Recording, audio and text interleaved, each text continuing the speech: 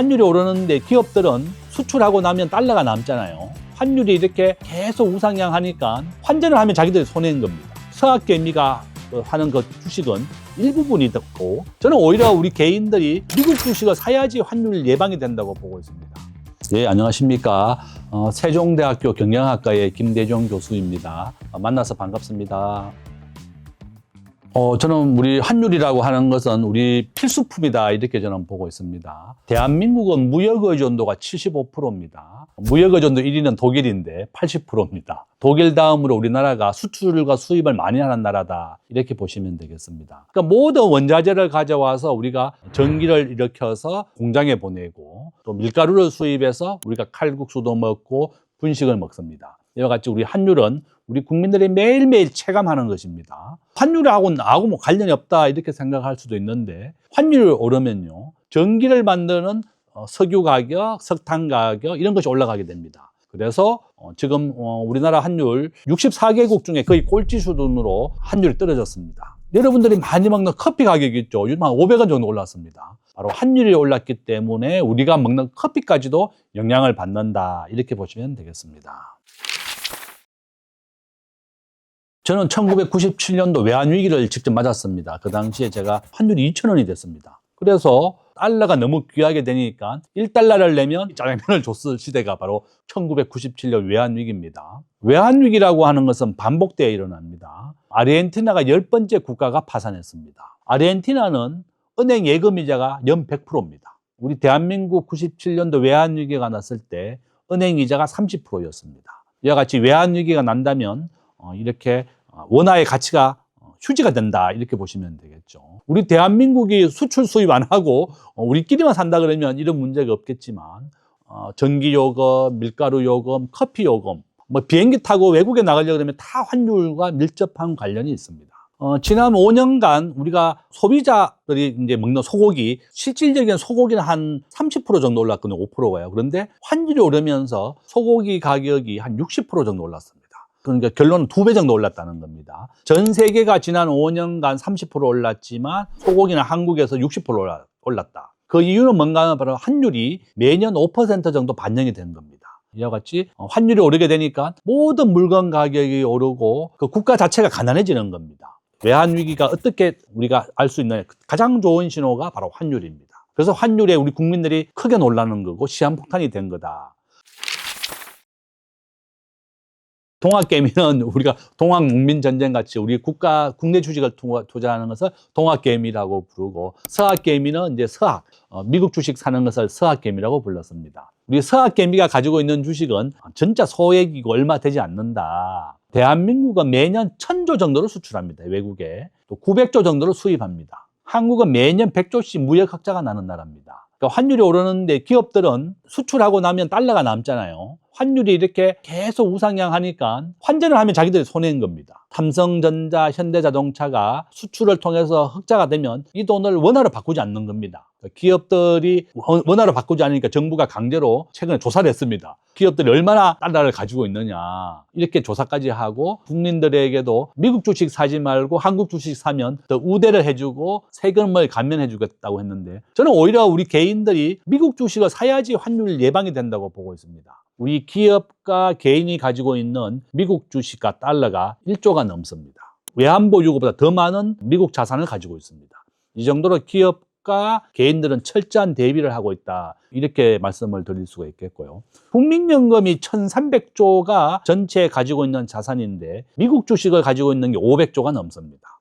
이와 같이 우리 개인들이 사는, 개미들이 사는 것보다는 국민연금이라든지 기업이 가지고 있는 한 1조 달러가 넘는 수출을 통해서 남은 대금이 더 중요한 거지, 우리 개미들이 가지고 있는 이 주식은 정말 소액이다. 저는 1997년도 외환위기를 제가 몸으로 겪었습니다. 왜 외환위기를 났는지를 연구해보는 결론은 충분한 외환보유고의 부족입니다. 현재 대한민국은 외환보유고가 4,300억 달러입니다. 충분하다고 얘기하지만 대만은 6천억 달러입니다. 우리가 국가 GDP 대비를 본다면 대만은 국가 GDP의 80%를 가지고 있고 한국은 22%밖에 없습니다. 그러면 한국은행은 항상 외환보유고가 충분하다고 얘기하는데, 그러면 왜 환율이 오르느냐 설명을 해봐라, 제가 이렇게 하니까 설명을 못할 정도입니다. 첫 번째는 외환보유고가 부족하다는 거. 두 번째는 이재명 정부가 들어와서 굉장히 통화량을 확대했습니다. 정치적 혼란이 있었기 때문에 돈을 좀 많이 풀었습니다. 작년에 추경을 40조 원 했습니다. 전 세계 60개국 국가 중에서 가장 많이 돈을 푼 나라 중에 하나입니다. 지금 현재 우리나라 국가 GDP 대비 통화량은 한 153% 정도 된다고 합니다. 국가가 GDP가 1.8조 달러 정도 되는데 우리나라가 가지고 있는 체력보다도 더 많은 돈을 풀었다는 겁니다. 미국은 국가 GDP 대비 달러를 풀었는 그 비율이 한 73% 정도 된다고 얘기합니다.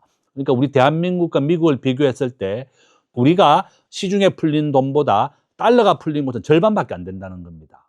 달러는 전 세계가 사용하고 있습니다. 그렇지만 이렇게 우리나라보다도 돈을 덜 풀었는 것이 이유다. 환율을 안정시키기 위해서는 통화스와프도 아주 중요한 역할을 한다. 지금 한미 통화스와프가 과거에 600억 달러, 한일은 700억 달러가 있었는데 현재는 미국이 통화스와프를 해주지 않는 겁니다. 우리나라가 외환위기는 일본과 미국이 주도했습니다. 일본과 미국이 우리가 믿는 우방국이라고 믿었지만 한국이 달러가 부족하다 이런 얘기를 듣고 가장 먼저 한국의 단기 채권을 팔면서 본인들이 탈출해 나갔습니다. 한국의 국가신용등급 2단계만 떨어뜨리면 한국은 외환위기 바로 오는 겁니다. 저는 우리가 외환보유고도 부족하죠. 통화스와프도 미국과 일본이 안 해주고 있죠. 국가부채율 원래 8% 증가시켰습니다. 이렇게 계속 확대 재정이죠. 이런 복합적인 요인이 환율 상승의 원인이다. 이렇게 말씀을 드립니다. 한국은행이 가지고 있는 외환보유고를 풀어가지고 원화를 작년 연말에 1,430원까지 했지만 무한정으로 외환보유고를 풀 수가 없습니다. 현재 한국에 있는 외환보유고 4,300억 달러인데요. 20억 달러 정도를 환율 방어에 지출했다 이렇게 좀 보고 있습니다. 한국이 가지고 있는 외환보유고의 90%는 미국의 채권, 주식, 회사채에 투자되어 있습니다. 한국이 가지고 있는 현금은 현재 180억 달러, 200억 달러가 안 됩니다.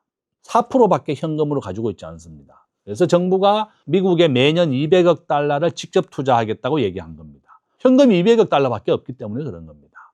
거기에다가 마스가 미국 조선업에다가 1,500억 달러를 투자하기로 했습니다. 무려 3,500억 달러를 미국에 투자하는 겁니다. 한국에 가지고 있는 외환보유고 대부분을 미국에 직접 투자하라. 미국의 요구 사항입니다. 그러니까 달러가 없는 거고 달러 가치가 올라가는 겁니다. 이렇게 정부가 외환보유고를 동원해서 환율 안정에 지출했기 때문에 급격하게 줄고 있다. 절대로 외환보유고는 쓰면 안 되는 건데 정부도 급하다 이렇게 볼 수 있습니다. 가장 큰 차이점은 지금은 개인과 기업이 철저하게 대비하고 있습니다. 개인과 기업은 대비한 사람은 살아남겠지만 국가는 또 파산할 수도 있습니다.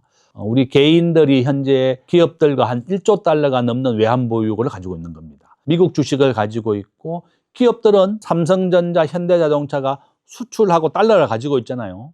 과거에 원화로 바꿨습니다. 지금은 바꾸지 않습니다. 한국에 지어야 될 공장들이 정부가 기업하기 좋은 나라를 만들지 못하고 한국의 기초 체력이 약하다 보니까 삼성전자가 60조를 미국 텍사스에 공장을 투자했습니다. 현대자동차도 30조를 투자해서 공장을 짓기로 했습니다. 이와 같이 기업들이 달러는 계속 오르고 있죠. 미국에 직접 투자를 하려면 달러가 있어야 되는 겁니다. 원화로 환전을 하지 않는다는 겁니다. 바로 이런 이유 때문에 환율은 계속 오르고 있다. 이렇게 볼 수 있습니다. 6월 3일 날 지방선거가 있습니다. 지방선거 이유는 또 어떻게 될지 모르겠지만 어쨌든 선거가 있기 때문에 정부도 계속 주가를 좀 부양한다 이렇게 되어 있는데 지금 오르는 주가는 반도체 주식밖에 없습니다. 우리 주가와 환율의 상관관계는 마이너스 0.15 정도 됩니다. 그러니까 주가가 오르면 환율은 떨어지는 것이 당연한 이유였는데 지금은 함께 오르는 겁니다. 환율이 오른다는 것은 한국의 기초 체력이 약해졌다는 것을 보여주는 겁니다. 외국인들이 한국에 투자하러 들어오는 것보다 한국 기업 유출이 2배에서 5배나 많습니다. 바로 이런 이유 때문에 한국의 기초 체력이 점점 떨어지는 겁니다. 우리 한국에서는 주식을 사게 되면 배당세도 내고 정권거래세도 내고 양도세도 냅니다. 그러니까 주식시장 자체가 작년에 한 7조 원 정도 주식에서 거뒀습니다. 주식 정권거래세로요. 미국은요, 정권거래세 자체가 없습니다. 미국은 양도세만 20% 정도 내는 겁니다. 그러니까 한국은 둘 다 받는 거죠. 양도세도 받고 거래세도 받고. 저는 정부가 정말 기업들의 세금을 좀 깎아줘서 기업의 이익을 더 나게 해야 되는데 법인세도 26%까지 올렸고 정권거래세도 올렸고 양도세도 올리겠다 이렇게 얘기되어 있습니다. 결론은 이렇게 되면 한국의 주가가 밟지 않습니다. 삼성전자가 800조, 하이닉스가 500조, 우리나라 전체 주식시장 절반을 차지하고 있습니다. 바로 이런 것이 문제다. 기업들이 다 같이 성장을 해야 되는데 반도체와 자동차 이 특별 종목 몇 개만 올랐던 것이다. 이렇게 볼 수 있습니다. 저는 우리 월급장이 직장인들 20대, 30대 분들에게 자기가 월급이 25% 1등 주식을 사라고 합니다. 저는 이 방송을 보신 분들이 엔비디아 사야 되겠다 이렇게 생각하시는데 저는 엔비디아를 사라는 게 아니라 미국의 시가총액 1등을 사라는 겁니다. 어떤 대학의 교수가 부자가 되는 방법은 주식밖에 없다 이렇게 얘기하면서 자기 월급의 25%를 시가총액 1등만 샀습니다. 우리나라 주식이었죠. 그랬더니 그 당시에는 건설주, 화학주, 자기가 1등 종목이 바뀌면 바로 그 전액을 다 바꾸는 겁니다. 그 사람은 2000년도부터는 삼성전자였다. 그래서 자기가 월급의 25%를 30년 투자했더니 1조가 됐다는 겁니다. 아마 금년도에 미국의 시가총액이 구글로 바뀔 것 같습니다. 지금 현재 엔비디아가 1등을 하고 있지만 흔들리고 있습니다. 저는 결론은 자기 자산의 한 4분의 1 정도는 미국의 1등 주식을 매달 사라. 매달 주식을 산다는 생각을 가진다 그러면 주가가 오르면 좋지만 내려도 좋아해야 됩니다. 내가 싸게 주식을 사는 거니까. 그래서 항상 1등 주식을 투자하시고 10년 뒤에 부자가 되면 저에게 감사하시면 되겠다. 이렇게 말씀을 드립니다. 저는 한국 정부가 외환보유고를 비축하지 않고 국가 재정을 긴축을 하지 않고 또한 미국의 통화 스와프를 해주지 않고 있죠. 이런 게 계속 이어진다 그러면 저는 30% 확률로 외환위기 오는 겁니다. IMF는 2030년에 우리나라가 외환위기 온다. 60%의 기준에 들어간다고 얘기하고 경고하고 있습니다. 우리 정말 귀담아 들어야 되는 겁니다. 알뜰하게 재정을 써야 되는 것을 명심해야 되겠고 정부가 외국인들이 한국에 와서 투자를 하게 만들어야 됩니다. 아일랜드는 법인세를 12%까지 낮추고 애플, 아마존, 메타 본사가 다 아일랜드에 있습니다. 전체 국민 20%가 다국적 기업에 근무합니다. 저는 우리 정부도 우리 대학생 취업률 45%라 그랬습니다. 더 많은 외국 기업을 한국에 불러들여야 되고 외국에 나간 한국 기업도 불러들여야 되는데 오히려 더 많이 나가고 있습니다. 외국인 투자가 계속 빠져나간다는 것은 바로 환율이 불안정하고 국가가 위태롭게 된다는 것을 보여주는 신호다. 이렇게 보시면 되겠습니다. 은행 이자가 내리면 사람들이 낮은 금리로 대출을 받아서 공장에 투자를 하게 되고 일자리를 만들면 기업의 이익이 많이 발생하죠. 그럼 주가도 반대로 오르는 겁니다. 은행 이자가 내리면 부동산 가격이 오르고 주가가 오른다는 겁니다. 또 원화의 가치가 떨어지는 겁니다. 더 많은 사람들이 은행에서 대출을 받아서 주식을 사거나 부동산을 사게 되니까 원화의 가치가 떨어지게 되는 거고 바로 이런 이유 때문에 정부가 계속 동결하고 있는 겁니다. 지금 현재 미국의 기준금리는 4.0%입니다. 그렇지만 미국이 기준금리를 이제 내립니다. 그러면 미국의 주가와 부동산의 가치 반대로 오르게 됩니다. 그럼 한국도 동반해서 내릴 것이다. 미국의 기준금리 내리는 확률은 88%입니다. 미국의 기준금리 연 20%였었어요. 1980년도에. 연 20%에서 계속 내렸습니다. 저는 현재 3.5%, 2.5%, 1.5%까지 계속 내릴 겁니다. 결론은 한국에 예금했을 때는 2.5% 은행이자 미국에 예금했을 때는 3.5% 은행이자 그러니까 미국에 안전하고 미국이 더 높은 이자를 주니까 한국에 투자할 이유가 없는 거죠. 바로 이런 이유 때문에 정부는 부동산 가격 안정, 환율 안정을 위해서 2.5% 동결을 했고 미국이 인하하는 시점에 한국은 다시 인하를 하게 될 것이다. 그 확률은 83%입니다. 한국과 미국은 동조화되어 있습니다. 미국이 그 기준금리를 내리면 한국도 내린다. 이렇게 보시면 되겠습니다. 저는 국민 여러분들 환율이 오르니까 너무 걱정이 많습니다. 밀가루 가격, 커피 가격, 모든 가격이 크게 오르고 있습니다. 지금 아르헨티나, 여기 알고 있는 이란이라든지 터키 모든 나라가 환율 상승으로 큰 신음을 하고 있습니다. 제가 앞에서 말했습니다. 우리가 달러 자산을 확보해야만 환율 상승을 대비할 수 있습니다. 지금은 스스로가 위기에 대비해야 되고 각자 도생의 시대다. 스스로가 대비하는 시대다. 이렇게 말씀을 드리겠습니다.